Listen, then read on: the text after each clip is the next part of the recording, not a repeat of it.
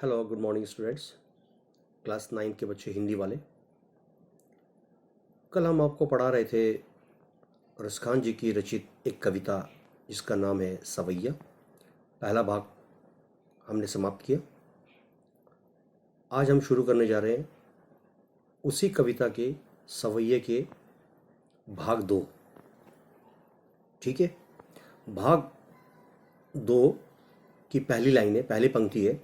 देखिए, मोर पखा सिर ऊपर राखियों गुंज की माल गरें पहिरोंगी, ओड़ी पीतंबर ले लकुटी बन गौधन ग्वारनी संग फिरोंगी। भाव तो वो ही मेरो रसखानी, सो तेरे कहे सब स्वांग करोनी, या मुरलीधर की अधरान धरी अधरा ना घरोंगी। इसके बाद थोड़ा सा यहाँ पर है रसखान जी की कविता, ये है। काननी दे अंगूरी रहीबो, जब ही मुरली धुनी मंद बजे ही, मोहिनी तानन सो रसखानी अटा, चढ़ी गोधन गेहें तो गेहें। टेरी कहो सिगरे ब्रज लोगनी काल ही कोऊ, कितनो समझेहे माई रीवा मुख की मुस्कानी, समहारी न जेहे न जेहे न जेहे। बहुत ही सुंदर पंक्तियाँ है रसखान जी द्वारा रचित कृष्ण प्रेम के बारे में, और इसका अर्थ हमने यहाँ पर लिखने की कोशिश की है। इधर देखिए, भाग 2 सवैये कविता का। ठीक है, कवि ये कहता है कि एक गोपी दूसरे गोपी के कहने पर श्री कृष्ण की वेशभूषा पहनकर कृष्ण का रूप धारण करने को तैयार हो जाती है। वो ये कहती है कि मैं अपने सिर पर मोर का पंख लगा लूंगी और गले में रत्नों की माला भी पहन लूंगी। तुझे जो कुछ भी अच्छा लगता है वो सब तेरे कहने से मैं स्वांग का अर्थ होता है नाटक यानी कि ड्रामा करने को तैयार हो जाऊंगी। पर मैं अपने होठों पर कृष्ण द्वारा बजाई गई बांसुरी को कतई नहीं रखूंगी, क्योंकि मुझे उस बांसुरी से अत्यधिक चिढ़ है। ठीक है, आगे देखिए, यहां पर है अगली लाइन है।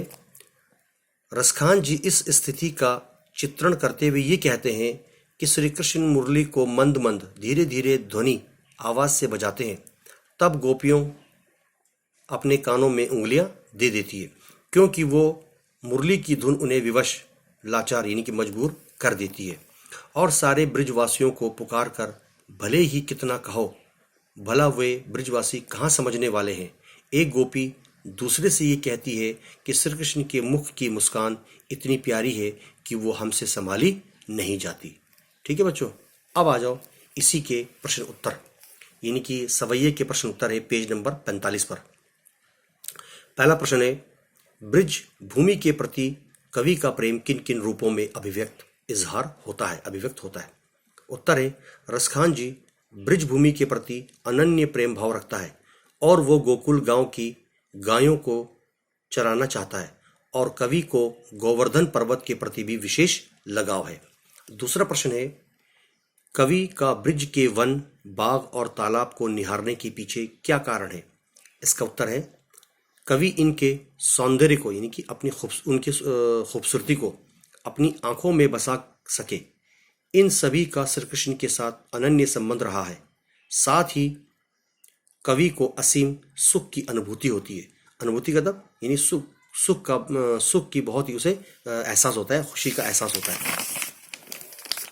अगला प्रश्न है यहाँ, एक लकुटी और कमरिया। लकुटी का अर्थ होता है लाठी, कमरिया का अर्थ होता है कमर। एक लकुटी और कमरिया पर कवि सब कुछ न्योछावर यानी कि कुर्बान करने को तैयार क्यों है। क्योंकि श्री कृष्ण जब गायों को चराने जाते हैं तब इसी लाठी यानी कि लकुटी और कमरिया यानी कि कंबल को पहनना तथा ओढ़ने में इसका प्रयोग करते हैं। चौथा प्रश्न है, सखी ने गोपी से कृष्ण का कौन सा रूप धारण करने का आग्रह किया था। इसका उत्तर है, वो अपने सिर पर मोरपंख, गले में गुंज के फूलों की माला पहन, शरीर पर पीतांबर बने यानी पीले कपड़े, पीले वस्त्र ओढ़ ले, धारण कर ले आदि। पांचवा प्रश्न है, आपके विचार से कवि पशु पक्षी पहाड़ के रूप में भी कृष्ण का सानिध्य यानी प्रेम क्यों प्राप्त करना चाहता है? इसका उत्तर यहाँ है। पांचवा उत्तर है क्योंकि इससे कवि को प्रकृति के परिवेश का मतलब वातावरण, एटमॉस्फेयर के प्रति लगाव, साथ ही वो कृष्ण के तथा वातावरण में ही रहना चाहता है। छठा प्रश्न आखिरी है। चौथे सवैये के अनुसार गोपियां अपने आप को क्यों विवश पाती है? चौथे सवैये के अनुसार गोपियां अपने आप को क्यों मजबूर पाती है? इसका उत्तर है क्योंकि गोपियां स्वयं को कृष्ण की मुरली की मंद मंद धुन को सुनकर वो बहुत ही विवश लाचार हो जाते हैं।